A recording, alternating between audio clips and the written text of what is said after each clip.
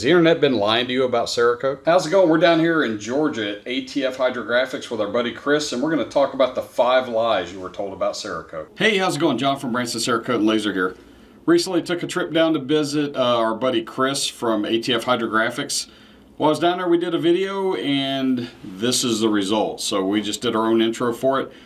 One really cool thing, I was really blown away by his shop down there. So one other thing that he was telling me about, though, is that he does on-site training and also online training for hydro dipping. So if you're interested in that, check him out at ATF Hydrographics, and then also his Patreon page, which is where he has the online training at. So really cool stuff. Check him out, and here's the video. So don't forget to like, subscribe, comment, and share. Check us out at BransonCerakote.com for all your laser, stencil, and Cerakote needs. Have a great day. So lie number 5 you have been told about Cerakote is that when you go to Cerakote training, they are going to be rah-rah team, whoever you are. They are going to promote you and make you the best Cerakoter on the planet. What do you say to that, John? Not exactly. So what they're going to do is you go out to the training and you sit through this big lunch with the CEO and the CFO and all these, and they're going to tell you all of the stuff they're going to do to you. Unless you're a big brick and mortar company, they're not going to do any of that.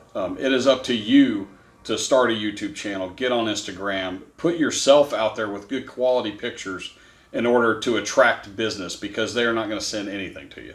They're a big company, I get it. They're there to make money. They're not there to promote small people, but those small shops are what made them what they are today. And I'll add to that if you are thinking about getting into the Cerakote business in particular, whatever the latest, greatest, hottest social media app is, that needs to be your primary focus when you get into business. But like right now, TikTok is the hot thing. Everybody is on TikTok. And whenever the newest one pops up, whether it be like LinkedIn or if they come out with some new short form content like that, when you're getting into the Cerakote business, that needs to be your priority. Is whatever the newest, latest, greatest social media app is out there that people are spending time on, that needs to be how you get out there and promote your business. Absolutely. So lie number 4 that you've been told about Cerakote is that you have to use the C series, the Air Cure series, on your like optics and scopes and red dots and stuff, because you can't bake them when you put H series on them. What do you say? Blasphemy. We've been baking scopes and optics and things like that for 4+ years. We've done several hundred of them. The problem that people think that you're going to run into is that, especially on like a scope, that the rings are going to fail. They're going to build more than 150 degrees worth of tolerance into that scope. Even cheap red dots, cheap things like that, there's enough tolerance in there to handle 150 degrees for 2 hours. I've literally done $20 Tascos, and I've done $30 red dots off of eBay from China. Batteries go in, they work, scopes don't fog up, things like that. So it's absolutely untrue. There are a lot of shops out there will tell you, though, that you absolutely can't do it, and they turn customers away, or they spray C-Series on it. And there's nothing wrong with spraying C-Series if you want to spray Series. I mean, I spray C-Series sometimes on them, but 150 degrees in the oven, you'd be totally fine with H-Series. Absolutely. So the third lie that you have probably been told about Cerakote deals with the application, and that you do not have to sandblast. You can just scuff the surface up with some sandpaper or like a Scotch-Brite pad. That's what everybody says. True or not? No. Sandblasting does several things. It not only does it remove the coating that's existing on your item, but it also specifically etches your surface in a way that the Cerakote is chemically bonded to attach to. So if you just scuff it up, all you're doing is scratching it, whereas when you sandblast, you create peaks and valleys. And that Cerakote, when you air cure before you put it in the oven, it actually, the solvent evaporates off and the coating levels down into that etching. So that's where you get that durable finish, whereas if you just kind of surface spray it, it's just going to rub off. And I also know that because you're talking about sandblasting in a Cerakote video, you're going to get 47 comments that say, "What do you use in your sandblaster?" 100 grit red garnet. Don't do anything else. Get it at Granger. They deliver it to your local Granger store for free. It's like $40 for a 50-pound bag. Yep. You don't pay shipping. Go pick it up. We buy them like 10 at a time, so I don't have to go to Granger all the time. I used to use aluminum oxide, as I think you did before too.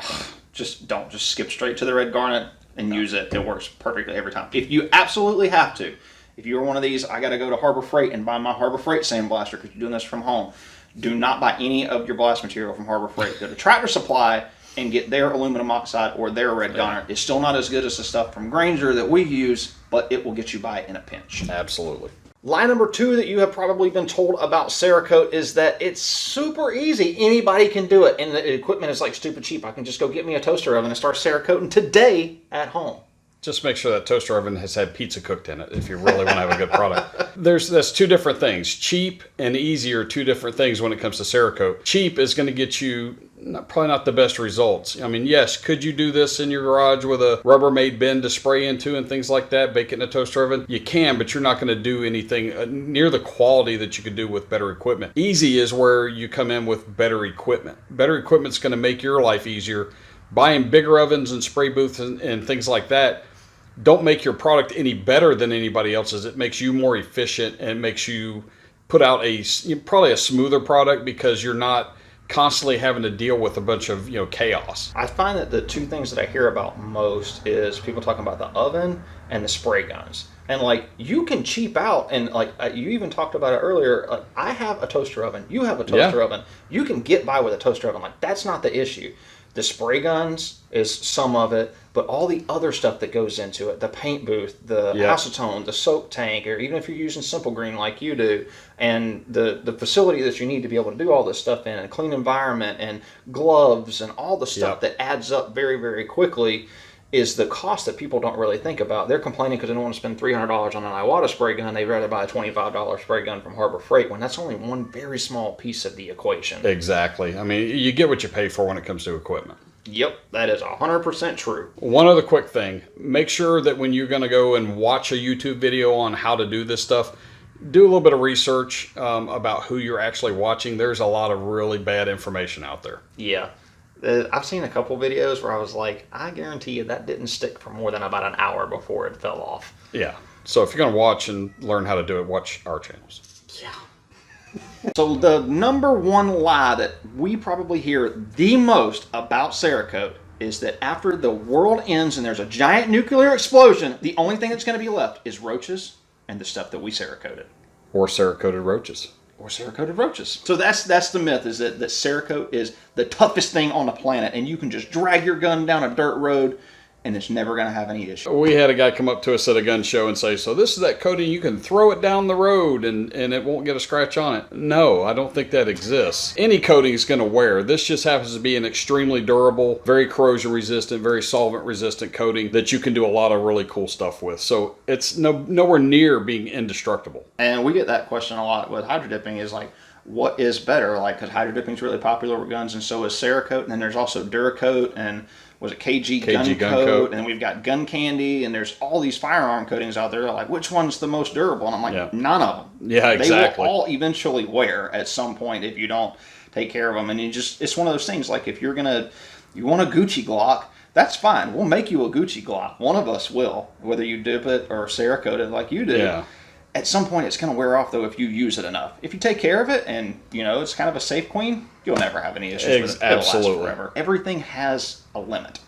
Absolutely. So, Cerakote, unfortunately, is not as indestructible as people think. So we got a little bonus tip for you here at the end about the fact that you have to use high heat vinyl tape when you're masking off a Cerakote. So Chris is going to tell you about something else. So we use not vinyl tape here, but we use a lot of frog tape. That is the tape that I use for doing hydrographics. Well, through a lot of experimentation, I have found that frog tape is actually safe on Cerakote, and it's safe in the Cerakote oven up to 180 degrees for 2 hours. Now, my most common way of using it is, like, say I'm doing a scope and I want to tape off the end of the scope. So what I'll do is I'll tape off the end of the scope, and I'll sandblast it like normal, and then I go in there and I spray my regular H series, put it in the oven to tack it out. And as soon as it's cool, I'll pull that frog tape off, and then you can go bake this thing like normal. And if you absolutely had to, worst case scenario, I have used this stuff for 2 hours in the oven at 180 degrees, and it came off just fine. The key is you got to wait until the part is completely room temperature, like completely cooled off, before you try to remove this tape. If you try to remove the frog tape while it's still warm,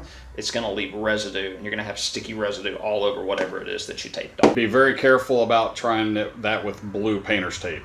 Does not work. Absolute train wreck. Don't do it. Do not do it. And also, don't try this with electrical tape. Electrical tape at 180 degrees in the oven turns into a gooey mess, and you will never get that crap off. It's pudding. Pretty much. Hey guys, don't forget to check out our Patreon page, our Instagram, and our Facebook. All these sites will have links in our description down below. And don't forget to check out ATF Hydrographics. The website and Patreon link will be also in the description down below. As always, don't forget to like, subscribe, share, and check us out at BransonCerakote.com for all your laser, stencil, and Cerakote needs. Have a great day.